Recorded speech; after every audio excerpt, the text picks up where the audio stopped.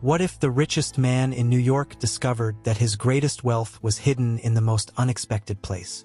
When Henry Thompson, a cold-hearted millionaire, reluctantly visits an orphanage for a charity event, he has no idea that his life is about to change forever. Get ready, because this story will touch your heart in ways you never imagined. In the heart of Manhattan's Upper East Side, where opulence and excess reign supreme, stood a towering testament to one man's relentless pursuit of wealth. The Thompson estate, a sprawling mansion that seemed to touch the sky, was home to Henry Thompson, a name whispered in boardrooms and cursed in the shadows of Wall Street. At 72, Henry Thompson was the epitome of success in America's cutthroat business world. His salt and pepper hair, meticulously groomed, framed a face etched with the lines of countless merciless deals. His steel-blue eyes, once alight with ambition, now held only a cold, empty gaze that sent shivers down the spines of those unfortunate enough to meet it. As the first rays of sunlight crept through the floor-to-ceiling windows of his penthouse suite, Henry stirred from his restless slumber. The silk sheets, imported from Italy at an exorbitant cost, offered no comfort to his weary bones. He reached for his custom-made smartphone, its screen illuminating with notifications, stock alerts, meeting reminders, and not a single message from family or friends. With a groan, Henry pulled himself out of bed, his joints protesting every movement. He shuffled to the bathroom, where a mirror spanning an entire wall reflected the bitter truth he tried so hard to ignore. Wealth may have bought him the finest skincare products and personal trainers, but it couldn't hide the loneliness etched into every wrinkle. As he went through his morning routine, Henry's mind wandered to the empire he had built.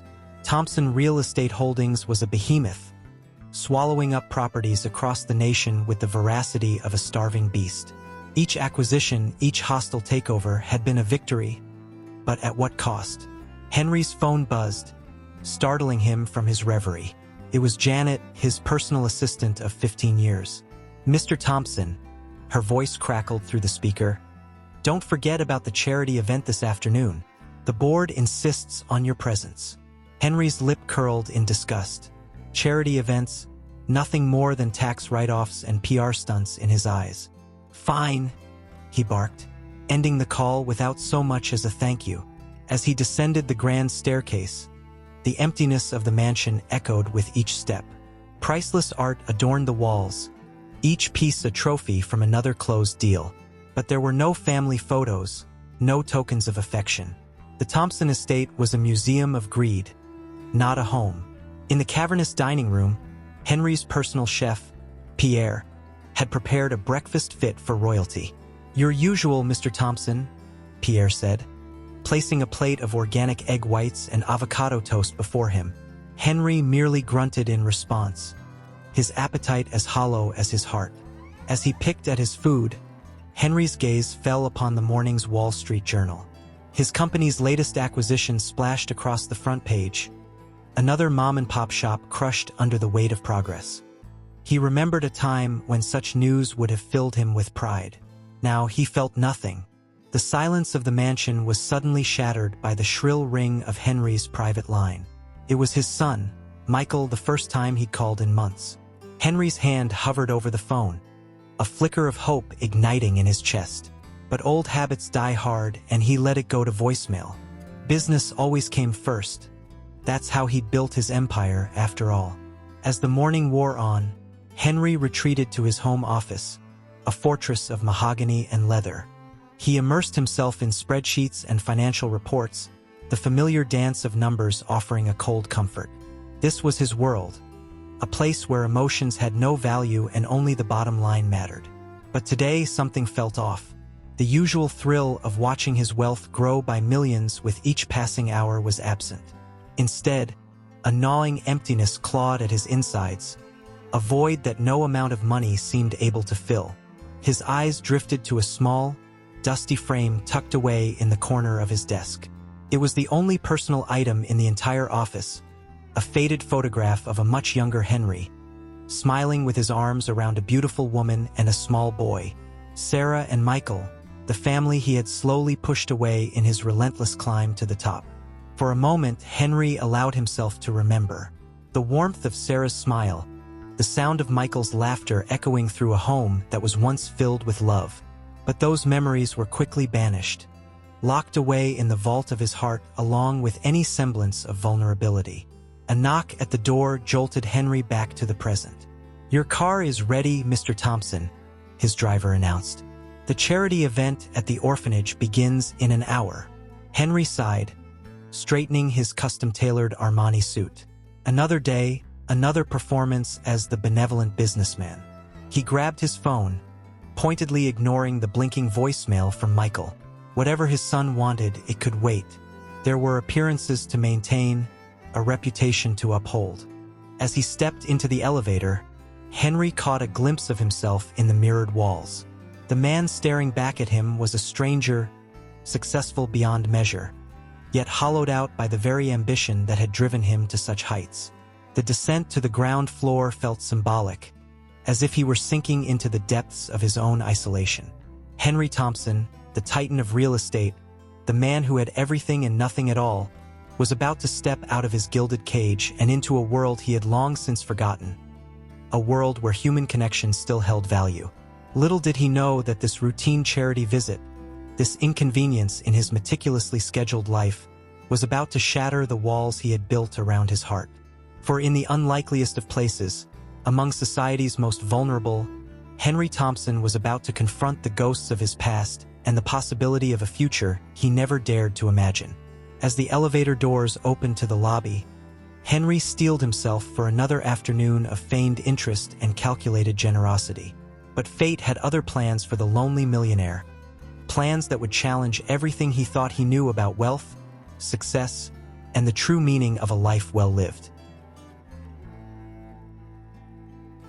The sleek black Bentley glided through the bustling streets of New York City, its tinted windows shielding Henry Thompson from the outside world. As the car ventured deeper into a less affluent neighborhood, the stark contrast between Henry's world and the one he was about to enter grew more apparent. The Sunshine Home for Children, a weathered brick building with fading paint, stood as a humble testament to the struggles of its young residents. Henry's lip curled involuntarily as he stepped out of the car, the sounds and smells of the city assaulting his senses. This was not his New York, not the New York of penthouse views and exclusive country clubs. "Mr. Thompson, welcome," a cheerful voice cut through his disdain. Sarah Johnson, the orphanage's director, approached with an outstretched hand and a warm smile. Henry shook her hand perfunctorily, his eyes darting around the worn playground equipment and cracked sidewalks. "Shall we begin the tour?" Sarah asked, her enthusiasm undimmed by Henry's obvious discomfort. With a curt nod, he followed her into the building, the weight of his checkbook in his breast pocket a constant reminder of why he was really here. The interior of the orphanage was a cacophony of children's laughter, hurried footsteps, and the occasional cry. Henry winced at the noise, his hand instinctively reaching to straighten his Hermes tie. As they walked through narrow hallways adorned with crayon drawings and motivational posters, Sarah's voice became a distant hum in Henry's ears. His mind was already on his next meeting, his next deal. "And this is our main playroom," Sarah announced, pushing open a set of double doors. The room beyond was alive with activity children of various ages engaged in games, reading, and arts and crafts. Henry stood at the threshold, an outsider peering into a world he had long forgotten. As his gaze swept across the room, something caught his eye. In the far corner, away from the main group, sat a boy of about 10. The child's hunched posture and the crutch leaning against his chair immediately set him apart. Henry felt an inexplicable pull towards the boy, his feet moving of their own accord. "Ah, that's Lucas," Sarah said softly, noticing Henry's attention. "He's been with us since he was a baby. Such a sweet child, but his condition makes adoption challenging." Henry barely heard her words. As he drew closer, the boy looked up, and Henry's world tilted on its axis. Lucas's face, with its smattering of freckles and earnest brown eyes, was like looking into a mirror of the past. But it was the boy's leg, visibly malformed, mirroring the very condition Henry himself had overcome. that sent a jolt of recognition through him. "Hello," Lucas said, his voice surprisingly steady as he addressed the imposing figure before him. "Are you here to read to us?" Henry stood frozen, memories he had long suppressed rushing to the surface. The pain, the surgeries, the relentless teasing, it all came flooding back. He saw himself in Lucas, not just in the physical resemblance, but in the quiet determination that radiated from the boy. "Mr. Thompson?" Sarah's concerned voice broke through his reverie. "Are you all right?" Henry blinked, realizing he had been staring. He cleared his throat, struggling to regain his composure. "I'm fine," he managed, though his voice lacked its usual authority. "The boy, Lucas, tell me more about him." Sarah's expression softened. "Lucas has been with us since he was abandoned as an infant. Despite everything, he's one of our brightest and most positive children. His condition, though, it's made adoption difficult. Most families aren't prepared for the challenges." As Sarah spoke, Lucas had returned to his drawing, his small hand moving the crayon with surprising dexterity. Henry found himself drawn to the picture, a colorful rendering of a family, complete with a house and a dog. The ache in Henry's chest intensified. "Has he had any medical interventions?" Henry asked, his voice barely above a whisper. Sarah shook her head sadly. "We do what we can with our limited resources, but the kind of surgery Lucas needs is far beyond our means. We just try to make sure he's comfortable and happy." For the first time in decades, Henry felt a stirring of something long dormant: empathy. He remembered the sacrifice his own parents had made, working multiple jobs, taking out loans, all to afford the surgeries that had given him a normal life. A life he had used to amass wealth and power, leaving behind the very values that had saved him. "Lucas," Henry said suddenly, startling both the boy and Sarah, "what are you drawing?" Lucas looked up, a mix of surprise and wariness on his face. "It's a family," he said simply, "the kind I hope to have someday." The words hit Henry like a physical blow. He saw in Lucas's eyes the same hope, the same longing he had once felt, a desire not for wealth or success, but for love and belonging. Without thinking, Henry lowered himself to one knee, bringing himself to Lucas's eye level. The action sent a twinge of pain through his leg, a phantom reminder of his own past struggles. "It's a beautiful drawing," he said softly. "You have quite a talent." Lucas's face lit up with a smile that seemed to illuminate the entire room. "Thank you, sir. Would you like to draw with me?" For a moment, Henry was transported back in time, to a small boy with a deformed leg, longing for acceptance and dreaming of a future without limitations. In Lucas, he saw not just his past, but a chance at redemption. "I'd like that very much," Henry heard himself say, his voice thick with emotion. As he awkwardly lowered himself into a tiny chair beside Lucas, Henry was acutely aware of Sarah's stunned expression and the curious glances from the other children. But for once in his life, Henry Thompson, titan of industry and ruthless businessman, didn't care what others thought. For the next hour, Henry lost himself in a world of crayons and construction paper. He drew clumsy houses and stick-figure families, guided by Lucas's patient instructions. The boy's laughter, pure and uninhibited, stirred something in Henry that he thought had been lost forever. As the afternoon wore on, Henry found himself sharing stories of his own childhood, tales he hadn't recalled in years.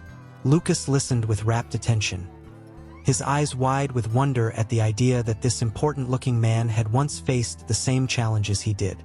When it was time to leave, Henry felt an unexpected reluctance. He stood slowly, his joints protesting the time spent in the small chair. "Lucas," he said, his voice uncharacteristically gentle, "thank you for letting me draw with you today." Lucas beamed up at him. "Will you come back and visit again?" The hope in the boy's voice was palpable. Henry hesitated, years of emotional walls warring with the unfamiliar warmth in his chest. I'd like that," he finally said, surprising even himself. As Henry walked out of the orphanage, his mind was a whirlwind of emotions and memories. The carefully constructed facade of the cold, calculating businessman had cracked, revealing the vulnerable human beneath. In the back of his Bentley, Henry stared unseeingly at the passing cityscape. For the first time in years, he didn't immediately check his phone for messages or stock updates. Instead, his thoughts were filled with a freckle-faced boy with a crooked leg and an indomitable spirit. Henry Thompson, the man who had everything, had just encountered the one thing his wealth couldn't buy: a connection to his long-buried past and the possibility of a more meaningful future. As the car merged into the flow of Manhattan traffic, Henry knew with absolute certainty that his life would never be the same. The following weeks saw a remarkable transformation in Henry Thompson's routine. The man who once lived by his ironclad schedule now found himself frequently canceling meetings and rearranging his calendar. The reason? Regular visits to the Sunshine Home for Children, specifically to see a young boy named Lucas. On a crisp autumn afternoon, Henry's Bentley once again pulled up in front of the orphanage. This time, however, there was a noticeable spring in his step as he exited the vehicle. The staff had grown accustomed to these visits, greeting him with warm smiles instead of the wary glances of before. As Henry made his way to the playroom, he heard a familiar voice call out, "Mr. Thompson, you came back." Lucas's face lit up with unbridled joy, a sight that never failed to tug at Henry's heartstrings. "Of course I did, kiddo," Henry replied, his usual gruff demeanor softening. "I promised, didn't I?" Lucas hobbled over on his crutch, his excitement palpable. "I've been practicing my drawing," he announced proudly. "Want to see?" For the next hour, Henry found himself immersed in Lucas's world of colorful illustrations and vivid imagination. As they worked side by side, Henry couldn't help but marvel at the boy's resilience and optimism in the face of adversity. "Lucas," Henry began hesitantly, "can you tell me more about your leg? Does it hurt?" The boy's hand paused mid-stroke, his expression growing thoughtful. "Sometimes," he admitted, "especially when it rains. But I try not to let it bother me. Miss Sarah says I'm brave." Henry felt a lump form in his throat. "You are brave, Lucas. Braver than many adults I know." As their conversation deepened, Lucas began to open up about his life at the orphanage. He spoke of the kindness of the staff, particularly Miss Sarah, but also of the loneliness that came with being different. "The other kids are nice," Lucas said, his voice quieter now. "But sometimes they don't want to play with me because I can't keep up.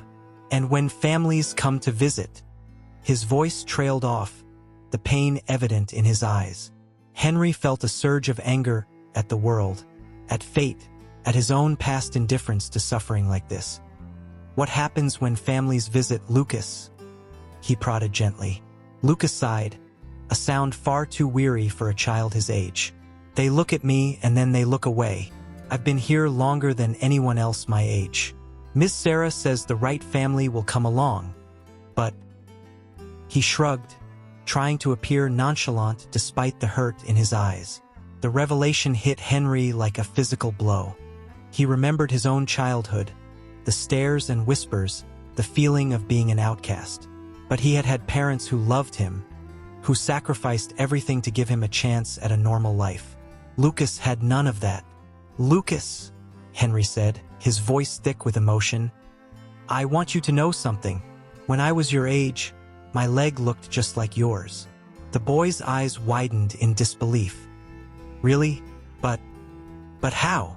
Henry rolled up his pant leg, revealing a faint scar, the last visible reminder of his past struggles. "I had surgery. Several surgeries, actually. It wasn't easy, but it changed my life." Lucas stared at Henry's leg, then at his own, a glimmer of hope lighting up his face. Do you think I could have surgery too?" The question hung in the air, laden with hope and possibility. Henry felt the weight of it, knowing that his answer could change the course of this young boy's life. "I don't see why not," Henry said carefully, not wanting to make promises he couldn't keep. "It would take time and a lot of hard work, but if it's something you want—" Lucas's eyes shone with unshed tears. "More than anything," he whispered. In that moment, Henry made a silent vow. He would move heaven and earth to give this boy the chance he deserved. As their time together drew to a close, Henry found himself reluctant to leave. He had learned more about Lucas's life in the orphanage, the daily struggles, the disappointments, but also the small joys and moments of triumph. "Mr. Thompson," Lucas said as Henry was preparing to leave, "can I ask you something?" "Of course, Lucas. Anything." The boy hesitated, fidgeting with his crutch. "Why do you keep coming back?" "Not that I'm not happy you do," he added hastily. "It's just, no one else ever has." Henry felt his carefully constructed walls crumbling. How could he explain to this child the profound effect he had had on his life? How this connection had awakened long-dormant emotions and forced him to confront the emptiness of his existence. "Lucas," Henry began, choosing his words carefully, "I come back because being here, spending time with you, it makes me happy. Happier than I've been in a very long time." The boy's face lit up with a smile that could have illuminated the darkest night. "Really? You're happy here? With me?" "Really," Henry confirmed, surprised by the truth in his words. "You've taught me a lot, Lucas. About courage, about hope, about what really matters in life." As Henry left the orphanage that day, his mind was a whirlwind of emotions and plans. He knew he had to do something to make a real difference in Lucas's life. But the more he thought about it, the more he realized that it wasn't just about the surgeries or medical care. Lucas needed more than that. He needed a family, a home, a place where he truly belonged. The realization struck Henry with the force of a lightning bolt.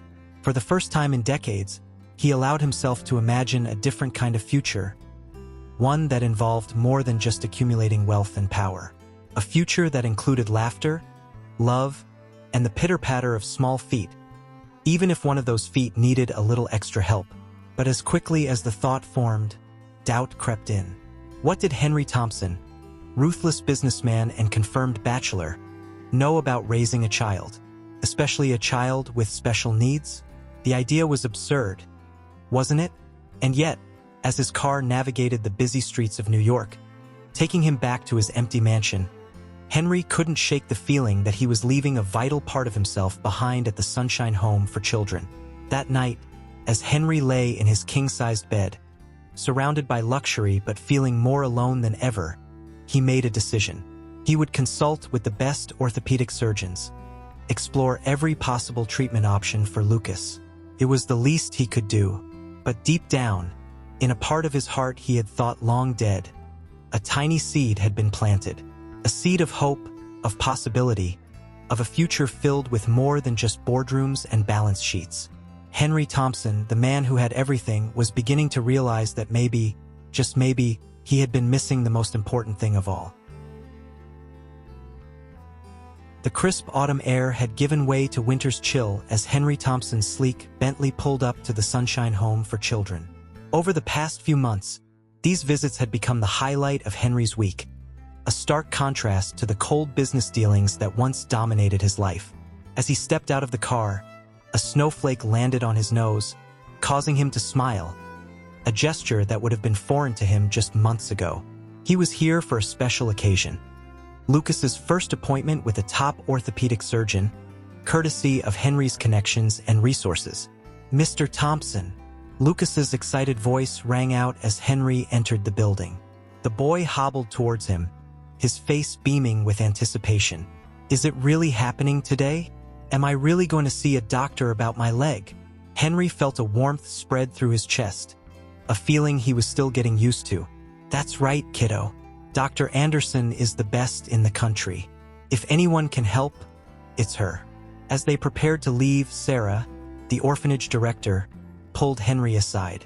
"Mr. Thompson," she began, her voice low, "I can't thank you enough for what you're doing for Lucas, but I have to ask, what are your intentions here?"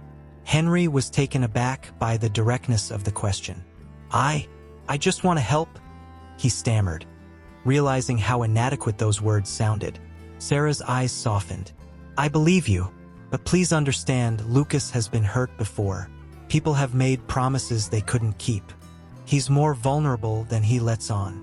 Henry nodded solemnly, feeling the weight of responsibility settle on his shoulders. I understand. I won't let him down. I promise. The ride to the hospital was filled with Lucas's excited chatter. He peppered Henry with questions about the doctor, the potential surgery, and what it might be like to walk normally. Henry answered as best he could, marveling at the boy's optimism and resilience. Dr. Anderson's office was a stark contrast to the worn-down orphanage, all sleek lines and state-of-the-art equipment. Lucas's eyes were wide as he took it all in, his hand gripping Henry's tightly. "Well, hello there, Lucas," Dr. Anderson greeted warmly. "I hear you're quite the artist. Maybe you can draw me a picture while we chat." As Lucas settled in with some paper and colored pencils, Dr. Anderson began her examination. Henry watched anxiously, trying to decipher the doctor's expression as she gently manipulated Lucas's leg and reviewed his x-rays. After what seemed like an eternity, Dr. Anderson turned to Henry. "Mr. Thompson, could I speak with you privately for a moment?" Henry's heart sank. He knew that tone. It was the same one he used when delivering bad news to his board of directors. "Of course," he managed, forcing a smile for Lucas's benefit. "I'll be right back, champ." In the hallway, Dr. Anderson's professional demeanor cracked slightly. "Mr. Thompson, I'm afraid I have some concerning news. During our routine pre-surgical screening, we've detected some abnormalities in Lucas's blood work." Henry felt the world tilt beneath his feet. "What kind of abnormalities?" Dr. Anderson took a deep breath. "We'll need to run more tests to be certain, but the initial results suggest a rare form of aggressive leukemia. If confirmed, it would explain some of the complications with his leg that we've been seeing." The words hit Henry like a physical blow. Leukemia, cancer. In his mind's eye, he saw the future he had started to imagine for Lucas surgeries, physical therapy, a normal life crumbling away. What are the treatment options?" Henry asked, his voice barely above a whisper. Dr. Anderson's expression was grave. "If it is what we suspect, treatment would be intensive. Chemotherapy, possibly a bone marrow transplant. But Mr. Thompson, given the aggressive nature of this particular form, even with the best treatment, the prognosis is not good. We might be looking at months, rather than years." Henry felt as if all the air had been sucked out of the room. Months, just months. The boy who had brought light back into his life, who had shown him what truly mattered, might have only months left. Does he know?" Henry managed to ask. Dr. Anderson shook her head. "Not yet. We'll need to run more tests to confirm. But Mr. Thompson, given Lucas's situation, as his current guardian, the orphanage will need to be informed immediately. They'll have to make decisions about his care moving forward." The thought of Lucas back at the orphanage, facing this battle alone, was more than Henry could bear. In that moment, he made a decision that would change both their lives forever. "No," he said, his voice stronger now. "I'll take responsibility for his care. Whatever he needs, the best treatments, the best doctors, I'll make it happen." Dr. Anderson looked at him with a mixture of surprise and respect. "Mr. Thompson, that's incredibly generous. But you should know what you're signing up for. This won't be easy emotionally or logistically." Henry straightened his shoulders, feeling a sense of purpose he hadn't experienced in years. "I understand, but Lucas, he deserves to have someone in his corner. Someone who won't give up on him." As they re-entered the examination room, Henry felt his heart constrict at the sight of Lucas, happily coloring away, blissfully unaware of the storm that was about to engulf his young life. "Hey, champ," Henry said, forcing a smile. "How about we go get some ice cream?" Lucas looked up, his face lighting up. "Really? But what about the tests? What did the doctor say about my leg?" Henry and Dr. Anderson exchanged a look. "We're going to need to do some more tests, Lucas," Dr. Anderson explained gently. "But for now, why don't you go enjoy that ice cream? We can talk more next time." As they left the hospital, Henry's mind was racing. How would he tell Lucas? How could he protect this child who had already been through so much? And was he, Henry Thompson, really ready to take on the role of caregiver to a seriously ill child? But as Lucas's small hand slipped into his, chattering excitedly about ice cream flavors. Henry knew there was no going back. Whatever challenges lay ahead, they would face them together.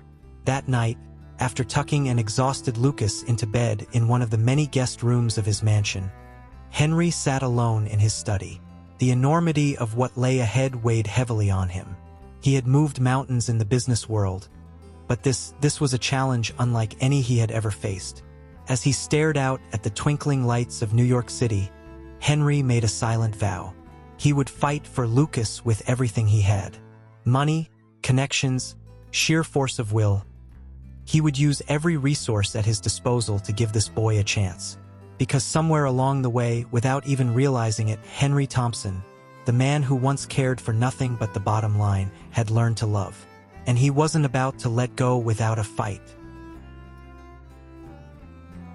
The weeks following Lucas's devastating diagnosis passed in a blur of medical consultations, legal paperwork, and sleepless nights. Henry Thompson, once known for his cutthroat business acumen, now found himself navigating the complex world of pediatric oncology with the same determination he once applied to hostile takeovers. It was a crisp spring morning when Henry stood in the doorway of Lucas's new room, watching the boy sleep peacefully. The guest room had been transformed into a child's paradise, complete with a hand-painted mural of a fantastical forest and shelves lined with books and toys. Despite the circumstances, Henry couldn't help but smile at the stuffed giraffe clutched tightly in Lucas's arms, a gift from his first day in his new home. As the first rays of sunlight filtered through the curtains, Lucas stirred, his eyes fluttering open. "Mr. Thompson?" he mumbled sleepily. "I'm here, kiddo," Henry replied softly, moving to sit on the edge of the bed. "And remember, you can call me Henry." Lucas nodded, a small smile playing on his lips despite the fatigue evident in his eyes. The first round of chemotherapy had taken its toll, leaving the once energetic boy weak and tired. Yet his spirit remained unbroken. "Henry," Lucas began, his voice barely above a whisper, "can we go to the park today? I promise I'll sit in the wheelchair and won't get too tired." Henry felt his heart constrict. The doctors had advised against public outings due to Lucas's compromised immune system, but the hopeful look in the boy's eyes made it hard to say no. "Tell you what," Henry said, an idea forming. "How about we bring the park to you?" Lucas's eyes widened with curiosity. "What do you mean?" With a conspiratorial wink, Henry stood up. "You rest up, champ. I've got some calls to make." The next few hours were a flurry of activity. Henry's staff, accustomed to executing complex business strategies, now found themselves tasked with transforming the mansion's expansive backyard into a private wonderland. By afternoon, the transformation was complete. The manicured lawn had become a miniature carnival, complete with a petting zoo, a cotton candy machine, and even a small Ferris wheel. A team of nurses stood by, ensuring that all safety protocols were followed. When Henry wheeled Lucas out onto the patio, the boy's jaw dropped in amazement. Is this all for me?" he asked, his voice filled with wonder. "All for you, buddy," Henry confirmed, his heart swelling at the joy on Lucas's face. "Now, what should we try first?" For the next few hours, Henry watched as Lucas experienced the simple pleasures that many children took for granted. They fed carrots to gentle rabbits, licked sticky fingers coated in cotton candy, and took a slow ride on the Ferris wheel, marveling at the view of the New York skyline in the distance. As the sun began to set, casting a golden glow over the yard, Henry noticed Lucas's energy starting to flag. "Ready to head in, champ?" he asked gently. Lucas nodded, his eyes heavy but his smile still bright. "This was the best day ever, Henry. Thank you." As Henry tucked Lucas into bed that night, the boy's words from earlier echoed in his mind. The best day ever. It struck Henry that in all his years of accumulating wealth and power, he had never experienced the pure, unadulterated joy he'd witnessed today. Sitting in his study later, nursing a glass of scotch, Henry found himself reflecting on the path that had led him here. He thought of his own childhood, of the parents who had sacrificed everything to give him a chance at a normal life. He thought of the years he'd spent building his empire, always reaching for more, never satisfied. And then he thought of Lucas, brave, resilient Lucas, who found joy in the simplest things despite the enormous challenges he faced. A knock at the door interrupted his reverie. It was Mrs. Callahan, Lucas's night nurse. "Mr. Thompson," she said, her voice tinged with concern. "Lucas is asking for you. He seems upset." Henry was on his feet in an instant, hurrying to Lucas's room. He found the boy sitting up in bed, tears streaming down his face. Hey, Henry soothed, sitting on the bed and gathering Lucas into his arms. "What's wrong, buddy?" Between sobs, Lucas managed to choke out, "I don't want to die, Henry. I'm scared." The words hit Henry like a physical blow. In all the hustle of treatments and appointments, he had almost forgotten that Lucas was just a child facing his own mortality far too soon. "Oh, Lucas," Henry whispered, holding the boy tighter. "I know you're scared, and it's okay to be scared. But I want you to know something." He pulled back slightly, looking Lucas in the eye. "You are the bravest, strongest person I have ever met, and we are going to fight this together, every step of the way." Lucas sniffled, his tears subsiding slightly. "Promise you won't leave me, even if I get sicker?" "I promise," Henry said firmly, realizing as he spoke that he had never meant anything more in his life. "You and me, we're a team now, and I'm not going anywhere." As Lucas drifted off to sleep, comforted by Henry's presence, the older man found himself facing a storm of emotions. Anger at the unfairness of it all, fear of what the future might hold, and an overwhelming sense of love for this child who had so unexpectedly become the center of his world. In that moment, Henry made a decision.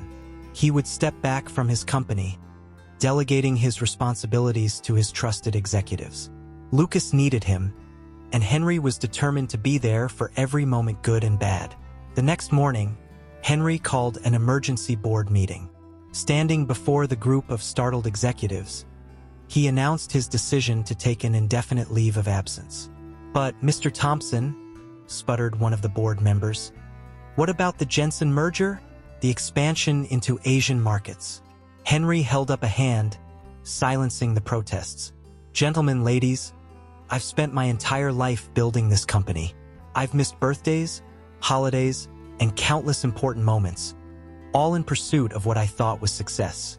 He paused, his gaze sweeping the room. "But I've recently learned that true success isn't measured in dollars and cents. It's measured in the lives we touch, the difference we make." As he left the boardroom, ignoring the whispers and confused looks, Henry felt a weight lift from his shoulders. For the first time in decades, he was putting someone ahead of his business ambitions. Arriving home, Henry found Lucas in the sunroom, working on a new drawing. "Hey, champ," he said, sitting down beside the boy. "How are you feeling today?" Lucas looked up, his face pale but his eyes bright. "Better. I'm drawing our day at the park. Look, there's you on the Ferris wheel." Henry chuckled at the stick figure with a comically terrified expression. "I wasn't that scared," he protested good-naturedly. As they sat together, laughing over Lucas's drawings and planning their next adventure, a virtual tour of the Louvre was top of the list. Henry felt a profound sense of peace settle over him. He knew the road ahead would be difficult. There would be hard days, painful treatments, and moments of despair. But there would also be joy, laughter, and love. So much love. Henry Thompson, the man who once cared only for the bottom line, had found a new purpose. And in the eyes of a brave little boy, he had found a reason to be the best version of himself. As the afternoon sun bathed the room in a warm glow, Henry made a silent vow. Whatever time Lucas had left, be it months or years, he would ensure that every day was filled with as much happiness and love as possible. For in giving Lucas a chance at life, Henry had been given something priceless in return, a chance to truly live. The warm summer breeze drifted through the open windows of Lucas's room, carrying with it the sweet scent of blooming flowers from the garden below. Henry sat in his usual spot beside Lucas's bed, reading aloud from The Little Prince, Lucas's favorite book. The boy's frail form was almost lost among the plush pillows and blankets, his once vibrant face now pale and drawn. As Henry finished the chapter, he glanced up to see Lucas watching him intently, a thoughtful expression on his face. "Henry," Lucas said softly, his voice barely above a whisper. "Can I ask you something important?" Henry's heart clenched. Over the past few months, he had come to dread these serious conversations. Each one seemed to bring them closer to a reality he wasn't ready to face. Nevertheless, he forced a smile. "Of course, buddy. You can ask me anything." Lucas was quiet for a moment, gathering his strength. "When I'm gone," he began, causing Henry to flinch involuntarily. "Will you remember me?" The question hit Henry like a physical blow. "Oh, Lucas," he breathed, reaching out to take the boy's frail hand in his own. "I could never forget you. You've changed my life in ways I can't even begin to explain." A small smile played on Lucas's lips. "That's good, because I've been thinking, I want to do something important before I go. Something that will help other kids like me." Henry leaned in, intrigued. "What do you have in mind, champ?" Lucas's eyes lit up with a familiar spark of determination. "I want you to help the other kids at the orphanage. Not just with money, but really help them. Like you helped me." The request took Henry by surprise. In the whirlwind of Lucas's illness, he had almost forgotten about the Sunshine Home for Children and the other orphans there. A wave of guilt washed over him as he realized how narrowly he had focused his attention and resources. "That's a wonderful idea, Lucas," Henry said, his mind already racing with possibilities. "We could set up a foundation, create programs to help with education, medical care, adoption support." Lucas nodded enthusiastically, then winced as the movement caused him pain. Henry quickly adjusted the boy's pillows, his heart aching at how fragile Lucas had become.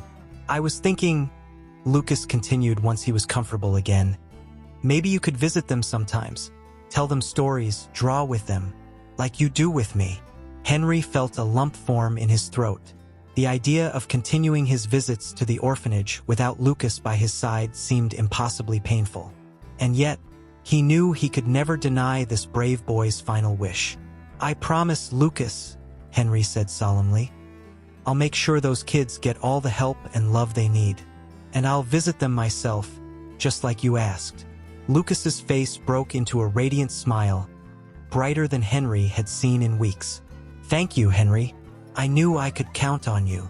As Lucas drifted off to sleep, exhausted by the conversation, Henry remained by his bedside, lost in thought. He marveled at the boy's selflessness, his ability to think of others even in the face of his own mortality. Once again, Lucas had taught him a profound lesson about what truly mattered in life. The next few days were a flurry of activity.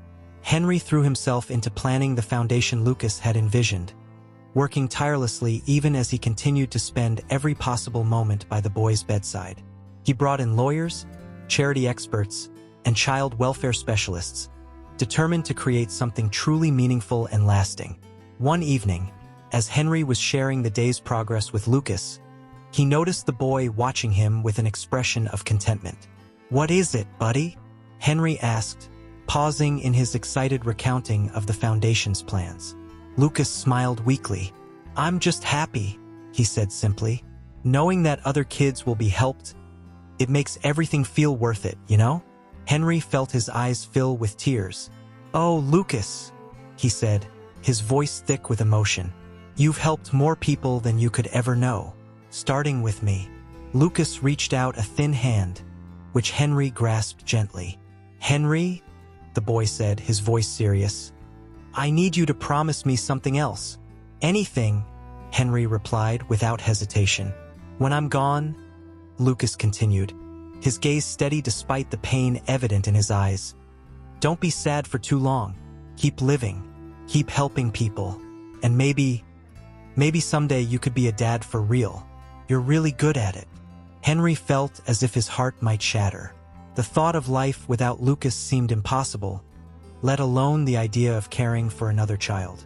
And yet, he knew he had to honor this brave boy's wishes. "I promise, Lucas," he said, his voice choked with emotion. "I'll do my best to live the way you've taught me to live, with kindness, courage, and love. Lucas nodded, satisfied. Good, he murmured, his eyes drifting closed. I love you, Henry. I love you too, buddy, Henry whispered, pressing a gentle kiss to the boy's forehead. More than you could ever know. As Lucas slept, Henry stood by the window, looking out at the twinkling lights of New York City. He thought about the journey that had brought him here, from a ruthless businessman focused only on the bottom line to a man transformed by the love of a child he'd known for such a short time. He thought about the foundation they were creating, the lives it would touch, the legacy that would live on long after both of them were gone. And he thought about Lucas's final request, not just to help other children, but to keep living, to keep his heart open to love. In that moment, Henry made a silent vow. He would honor Lucas's memory not just through charity work, but by living each day with the same courage, kindness, and zest for life that the boy had shown him. He would open his heart and his home to other children in need, carrying forward the lessons Lucas had taught him. As the first light of dawn began to streak the sky, Henry turned back to Lucas's bedside. The boy's breathing was shallow but steady, his face peaceful in sleep. Henry settled into his chair, taking Lucas's hand in his own. I'm here, buddy, he whispered, and I always will be. Thank you for teaching me how to truly live. And as the new day dawned, bringing with it both the weight of impending loss and the promise of a life forever changed, Henry Thompson, once the loneliest millionaire in New York, found himself filled with a sense of purpose and love he had never known before. Lucas's final request had given him not just a mission, but a reason to keep his heart open to the possibility of love and family, even in the face of unimaginable loss. And in that gift, Henry knew the brave little boy would live on forever. The soft beep of medical equipment filled the quiet hospital room. Henry Thompson sat motionless, his hand gently holding Lucas's, watching the rise and fall of the boy's chest. The past few days had been a blur of doctors, nurses, and hushed conversations in sterile hallways. Despite every effort, every experimental treatment, and every prayer, Lucas's condition had deteriorated rapidly. As the first light of dawn crept through the window, Lucas stirred, his eyes fluttering open. Henry, he whispered, his voice barely audible. I'm here, buddy, Henry replied, leaning in close. I'm right here. Lucas managed a small smile, though it was clear that even this small gesture cost him great effort. Is it time? He asked, his eyes filled with a wisdom far beyond his years. Henry felt his heart constrict. How could he answer such a question? How could he face the inevitable when every fiber of his being rebelled against it? But as he looked into Lucas's eyes, he knew he had to be strong for both of them. Yeah, champ, he said softly, his voice breaking. I think it might be, but I want you to know something. He paused, gathering his courage. You have changed my life in ways I never thought possible. You've taught me about love, about courage, about what really matters. And I promise you, I will carry those lessons with me always. Lucas's smile grew a little stronger. I'm not scared, Henry, he whispered. Not anymore, because I know you'll remember me. Always, Henry vowed, tears streaming down his face. Every single day. As the morning wore on, a steady stream of visitors came to say their goodbyes. Sarah from the orphanage, nurses who had cared for Lucas, even some of Henry's former business associates who had been touched by the boy's story, each one left with tears in their eyes, having witnessed the profound bond between the once ruthless businessman and the brave little boy who had changed him. As the day faded into evening, Lucas's breathing became more labored. The doctors had warned Henry that the end was near, but nothing could have prepared him for this moment. Henry, Lucas said, his voice barely a whisper, can you tell me a story? Like you used to at the orphanage. Swallowing hard, Henry nodded. Once upon a time, he began, his voice shaky but determined, there was a man who thought he had everything. He had money, power, and a big empty house. But he was the loneliest person in the world. Lucas listened intently, his eyes never leaving Henry's face. Then one day, Henry continued, This man met a young boy, a boy who had very little, but whose heart was bigger than anyone the man had ever known. And this boy taught the man what it really meant to be rich. As Henry spoke, weaving their story into a fairy tale, he watched as peace settled over Lucas's features. The boy's breathing slowed, becoming more even. The man learned that true wealth wasn't in his bank accounts, Henry said, his voice thick with emotion. It was in laughter shared over ice cream, in drawings pinned to the refrigerator, in the simple joy of flying a kite on a sunny day. Lucas's eyes began to drift closed, a small smile playing on his lips. And though their time together was short, Henry whispered, the boy left an imprint on the man's heart that would last forever. He taught him how to love, how to hope, and how to truly live. As the last words left Henry's lips, Lucas took one final, peaceful breath. And then, surrounded by love and bathed in the soft glow of the setting sun, he was gone. The days that followed passed in a haze of grief for Henry. The funeral was a small, intimate affair, just as Lucas would have wanted. As Henry stood to deliver the eulogy, he looked out at the gathered mourners, a mix of orphanage staff, medical professionals, and yes, even some of New York's elite who had been moved by Lucas's story. Lucas came into my life like a whirlwind, Henry began, his voice steady despite the pain in his heart. He challenged everything I thought I knew about success, about happiness, about what it means to truly live. In the short time we had together, he taught me more about love and courage than I had learned in all my years of business deals and board meetings. Henry paused, taking a deep breath. But Lucas's legacy isn't just in how he changed me. His final wish was to help other children like him, children who need love, support, and a chance at a better life. With that, Henry announced the creation of the Lucas Thompson Foundation, dedicated to improving the lives of orphaned and seriously ill children. He pledged not just a substantial portion of his fortune, but also his time and energy to ensuring that Lucas's dream would become a reality. As the service concluded, Henry found himself approached by Sarah, the director of the Sunshine Home for Children. Henry, she said softly, I know this is a difficult time, but I wanted to thank you. What you're doing, it's going to change so many lives. Henry nodded, unable to speak for a moment. When he finally found his voice, he said, it's what Lucas wanted, and it's the least I can do to honor his memory. In the weeks and months that followed, Henry threw himself into his new mission with the same fervor he had once applied to his business dealings. The Lucas Thompson Foundation quickly became a force for good in New York and beyond, funding medical research, supporting orphanages, and creating programs to help foster families. But true to his promise to Lucas, Henry didn't just write checks. He became a regular visitor at the Sunshine Home, reading stories, drawing pictures, and offering hope to children who had known too little of it.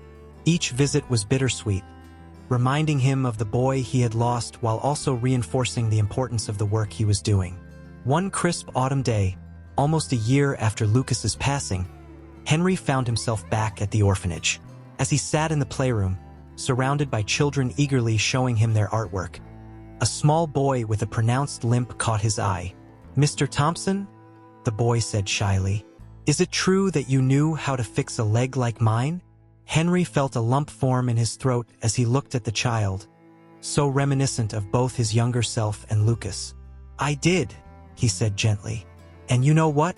I bet we could find a way to help you too. As he began to discuss the boy's condition with Sarah, making plans for consultations with specialists, Henry felt a warmth spread through his chest. He realized that in helping this child, and all the others like him, he was keeping a part of Lucas alive. That night, as Henry stood on the balcony of his penthouse, looking out over the city lights, he felt a sense of peace he hadn't known in months. I'm doing it, buddy, he whispered to the stars. I'm living like you taught me to, and I promise, I'll never stop. In that moment, Henry Thompson, once the loneliest millionaire in New York, knew that he had found his true calling. Through his sacrifice of time, wealth, and heart, he was not only honoring Lucas's memory, but also healing his own wounded soul. And in the laughter of the children he helped, in the lives he touched, Lucas's spirit lived on, a testament to the transformative power of love. 5 years had passed since Lucas's death, and the world had changed in ways both big and small. The Lucas Thompson Foundation had grown from a promise made at a little boy's bedside into a beacon of hope for thousands of children across the country. And at the center of it all was Henry Thompson, a man transformed by love and loss. On a crisp autumn morning, not unlike the day he had first met Lucas, Henry found himself once again climbing the steps of the Sunshine Home for Children. The building looked different now: fresh paint, new playground equipment, and a sense of warmth that seemed to radiate from within. All improvements made possible by the foundation's work. "Mr. Thompson," Sarah greeted him at the door, her smile as warm as ever. "The children are so excited for your visit. And there's something else. Something we found that I think you should see." Intrigued, Henry followed Sarah to her office. The room was cluttered but cozy, filled with children's artwork and photos of smiling faces, success stories of kids who had found their forever homes. Sarah reached into her desk drawer and pulled out a worn envelope. "We were going through some old files," she explained, her voice soft, "and we found this. It's from Lucas. He must have written it just before." Henry's breath caught in his throat as he took the envelope with trembling hands. There, in Lucas's messy childish scrawl, was his name. "I'll give you some privacy," Sarah said quietly, slipping out of the office and closing the door behind her. For a long moment, Henry just stared at the envelope, his heart pounding. Finally, with a deep breath, he carefully opened it and unfolded the letter inside. "Dear Henry, if you're reading this, I guess it means I'm not around anymore. But that's okay because I know you're still out there doing amazing things. Miss Sarah helped me write this letter because I wanted to make sure I said everything I needed to say. First, thank you. Thank you for being my friend, for taking care of me, and for showing me what it's like to have a real family. Even though our time together was short, it was the happiest time of my life. I know you're probably sad. And that's okay. It's okay to be sad sometimes. But I don't want you to be sad forever. Remember all the fun we had? The ice cream, the stories, the drawings? Those were the best moments, and I want you to remember those more than anything else. I also want you to know that it's okay to be happy again. In fact, I really, really want you to be happy. Maybe you could help other kids like me? I think you'd be really good at that. You have so much love to give, Henry. Don't keep it all bottled up inside. There's one more thing I want to tell you. Something really important. Are you ready? Here it is, the love we have for each other. It doesn't go away just because I'm not there anymore. It stays with you, like a warm hug or a favorite song. And as long as you remember that love, a part of me will always be with you. So please, Henry, keep living, keep loving, and know that wherever I am, I'm cheering you on. I love you, Henry. Thank you for being my family. Your buddy always, Lucas. P. Remember what the fox said in The Little Prince? It is only with the heart that one can see rightly. What is essential is invisible to the eye. I think I finally understand what that means now. As Henry finished reading, he realized his cheeks were wet with tears. But for the first time in years, they weren't tears of sadness. They were tears of gratitude, of love, and of a bittersweet joy. He carefully folded the letter and held it close to his heart, allowing Lucas's words to wash over him. In that moment, he felt a profound sense of peace, as if a weight he hadn't even realized he was carrying had been lifted from his shoulders. Taking a deep breath, Henry stood and walked to the window. Outside, he could see children playing on the new playground, their laughter carrying on the autumn breeze. Among them was a little boy with a leg brace, being pushed on a swing by an older girl. The boy's face was alight with joy, his laughter the loudest of all. In that moment, Henry made a decision. He had been contemplating it for months, but Lucas's letter had given him the final push he needed. When Sarah returned to the office, she found Henry with a look of determination on his face. "Sarah," he said, his voice steady. "I want to start the adoption process, not just for one child, but for siblings. Maybe a group that's been hard to place." Sarah's eyes widened in surprise, then softened with understanding. "Are you sure, Henry? That's a big step." Henry nodded, feeling more certain than he had in years. "I'm sure. Lucas taught me that love is the greatest gift we can give. And I have so much love left to give." Over the next few months, Henry's life once again transformed. The mansion that had once felt so empty now echoed with the sounds of children's laughter. There was Michael, the oldest at 12, who had appointed himself the protector of his younger siblings. Then came Sophia, 9, whose artistic talent reminded Henry so much of Lucas. And finally, the twins, Ethan and Emma, both 6, who had been born with hearing impairments but whose smiles could light up a room. It wasn't always easy. There were nightmares to soothe, fears to allay, and a million little challenges that came with becoming an instant family. But with each passing day, Henry felt his heart expand, growing to encompass these 4 precious lives that had been entrusted to him. One evening, as Henry tucked the twins into bed, Sophia appeared in the doorway, clutching a drawing. "Dad," she said hesitantly, testing out the still new word, "I made this for you." Henry's breath caught as he looked at the picture. It showed their family, Henry and the 4 children. But there was another figure too, a boy with a bright smile and a pair of angel wings. "That's Lucas," Sophia explained softly. "Michael told us about him. I thought, maybe he could be part of our family too, like a guardian angel." Henry felt tears prick his eyes as he gathered Sophia into a hug. "That's perfect, sweetheart," he whispered. "Absolutely perfect." Later that night, Henry sat in his study, Lucas's letter in one hand and Sophia's drawing in the other. He thought about the journey that had brought him here, from a lonely millionaire to a man surrounded by love and laughter. He thought of Lucas, the brave little boy who had started it all. And he silently renewed the promise he had made years ago, to live fully, to love deeply, and to never forget the lessons Lucas had taught him. As he pinned Sophia's drawing to the wall beside his desk, right next to a faded photograph of a smiling boy with a crutch, Henry Thompson felt a sense of completeness he had never known before. The love that Lucas had awakened in him hadn't died with the boy. Instead, it had grown, multiplied, and transformed, touching not just the lives of his new children, but countless others through the work of the foundation. And in that moment, Henry understood the true meaning of wealth. It wasn't measured in dollars or properties, but in the lives touched, the love shared, and the legacy left behind. As he turned out the light and headed to bed, Henry whispered a quiet "thank you" to the little boy who had changed everything. And somewhere he was sure Lucas was smiling. So, if you haven't subscribed yet, click the subscribe button below and join our community.